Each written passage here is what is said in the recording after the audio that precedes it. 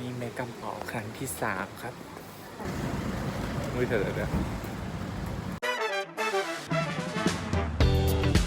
အားလုံးပဲမင်္ဂလာပါကျွန်တော်ဝတ်သုံးမြင်ပါကျွန်တော်ဒီနေ့မှာကတော့ချင်းမိုင်ကနေမက်ကပ်ပေါင်ကိုသွားတဲ့အခါမှာအဖွဲလိုက်မဟုတ်ဘဲနဲ့တစ်ယောက်ဖြစ်စီနှစ်ယောက်ဖြစ်စီလူနည်းစုသွားတဲ့အခါမှာဘယ်လိုစီးတက်တက်တနဲ့သွားလို့ရမလဲဆိုတာကိုဒီဗီဒီယိုလေးမှာပြပြပေးသွားမှာဖြစ်ပါတယ်ခင်ဗျာ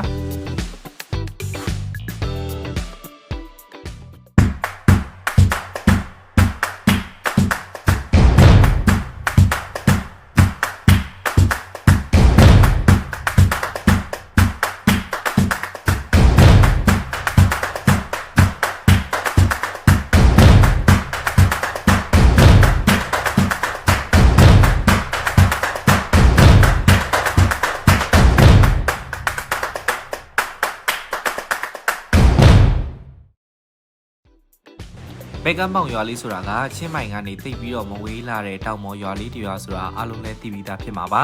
ချင်းမိုင်ကနေမက်ကပ်ပေါင်ကိုသွားတဲ့အခါမှာအဖွဲလိုက်သွားတဲ့အခါမျိုးမှာဆိုရင်ဆိုင်ငယ်နဲ့ဖြစ်စီကားနဲ့ဖြစ်စီသွားလို့ရပြီးတော့အကယ်၍ကိုကလူနည်းစုဖြစ်ပြီးတော့တယောက်နှစ်ယောက်လည်းပဲသွားမယ်ဆိုရင်တော့ဒီဗန်ကားလေးနဲ့သွားဖို့အကြံပေးချင်ပါတယ်ဒီဗန်ကားတွေကိုတော့ကျွန်တော်တို့ Facebook page ကနေပြီးတော့ online booking လုပ်နိုင်ပြီးတော့ချင်းမိုင်မက်ကပ်ပေါင်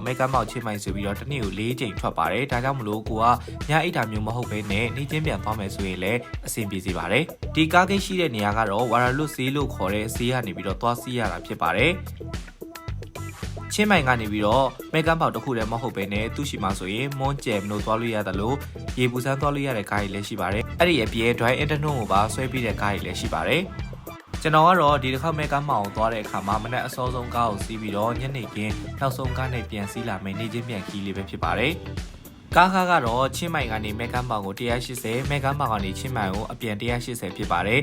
အကယ်၍ကိုကအသွားပြန်တစ်ခါလေးဖြစ်မယ်ဆိုရင်တော့ဘတ်350ကျမှာဖြစ်ပါတယ်ကားကျင်ရောက်လာပြီဆိုရင်တော့အခုလိုမျိုးဖန်ကားလေးနဲ့လာခေါ်ပါတယ်ကိုကြိုက်တဲ့ထိုင်ကုန်လေးမှာသွားပြီးတော့ရွေးပြီးထိုင်လို့ရပါတယ်ခင်ဗျာ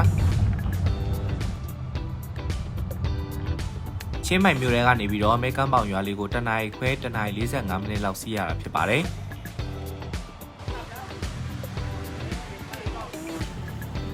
มือเถอะเดี๋ยว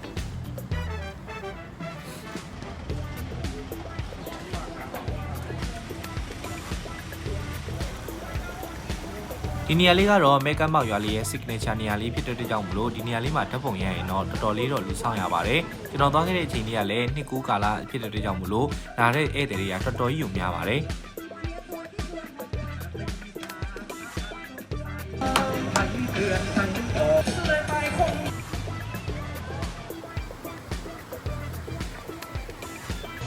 မက်ကပ်ပေါင်ရွာလေးကိုသွားမယ်ဆိုရင်တော့အခုလိုမျိုးဇန်နဝါရီလအချိန်လေးတွေနဲ့ပြီးရင်ဒီမိုးစအချိန်လေးတွေသွားတော့အဆင်ပြေစေပါတယ်။ဘာလို့လဲဆိုတော့အဲ့လိုအချိန်လေးတွေဆိုရင်ဧည့်သည်လာတာနဲ့အတွက်ကြောင့်မလို့ကိုကစိတ်ကြိုက်ဓာတ်ပုံလေးတွေရိုက်လို့ရပါတယ်။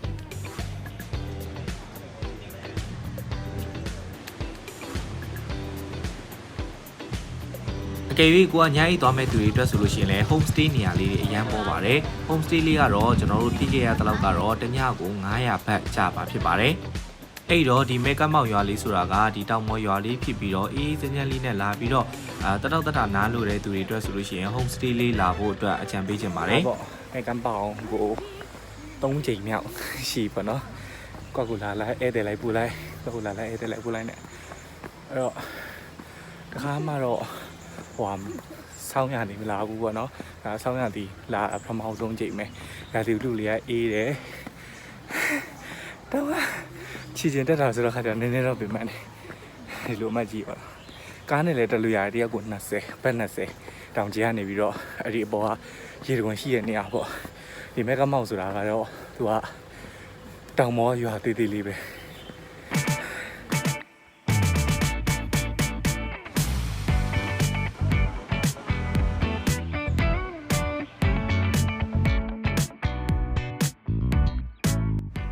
အခုတောင်မော်နေရာလေးကိုတော့အခုလိုမျိုးကားလေးတွေနဲ့သွားလို့ရတယ်လို့ချီချင်းလဲတက်လို့ရပါတယ်။တောင်မော်မှာဆိုရင်တော့ရေတံခွန်တစ်ခုနဲ့ coffee ဆိုင်တစ်ခုရှိပါတယ်။အဲ့တော့ coffee ဆိုင်ကနေပြီးတော့ view point လေးကြည့်လို့ရတယ်လို့ရေတံခွန်မှာလဲကိုစိတ်ကြိုက်ရေဆော့တာမျိုးတို့ဓာတ်ပုံရတာမျိုးလေးလည်းပြုလုပ်လို့ရပါတယ်။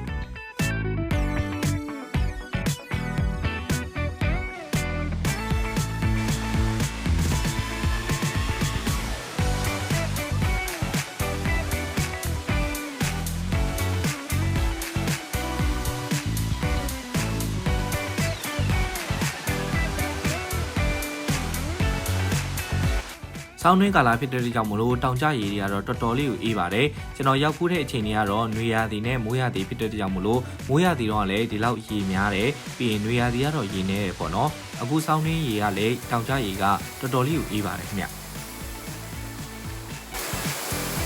ဒါကတော့မေကန်ပေါရဲ့အမြင့်ဆုံးဒီလိုနေရာပေါ့နော်နောက်ဆုံးနေရာပဲပွိုင်းလာတော့နောက်ဆုံးပွိုင်းပဲကြာတော့နည်းနည်းတော့ပြင်မှန်းတယ်လည်းဆက်တယ်မှာ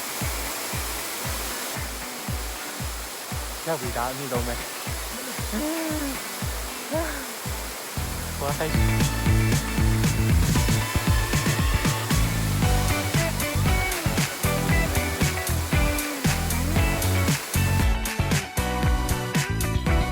ဒါကတော့ချင်းမိုင်မြို့တွေကနေပြီးတော့ကျွန်တော်လူမျိုးလူနည်းစုသွားတဲ့သူတွေအတွက်ဆိုရင်ဘယ်လိုမျိုးလေးတွေသွားရတာအဆင်ပြေမလဲဆိုတာကိုဒီဗီဒီယိုလေးကနေပြီးတော့ပြပြပေးခဲ့တာဖြစ်ပါတယ်။အကယ်၍ကိုကတခြားမြို့ကနေလာပြီးတော့တယောက်တည်းလာတာမျိုးဖြစ်စေဒါမှမဟုတ်အဖွဲ့နေတဲ့သူတွေအတွက်ဆိုလို့ရှိရင်ဒီဗီဒီယိုလေးတရအတိုင်းပဲဖန်ကားလေးနဲ့သွားမယ်ဆိုလို့ရှိရင်အဆင်ပြေလိမ့်မယ်လို့ယုံကြည်မိပါတယ်ခင်ဗျာ။ဗီဒီယိုလေးကိုအခုလိုမျိုးအဆုံးထိကြည့်ရှုပေးခဲ့ကြတဲ့တယောက်ချင်းစီတိုင်းကျေးဇူးအများကြီးတင်ပါတယ်ခင်ဗျာ။နောက်ဗီဒီယိုလေးမှာပြန်ပြပါမယ်ခင်ဗျာ။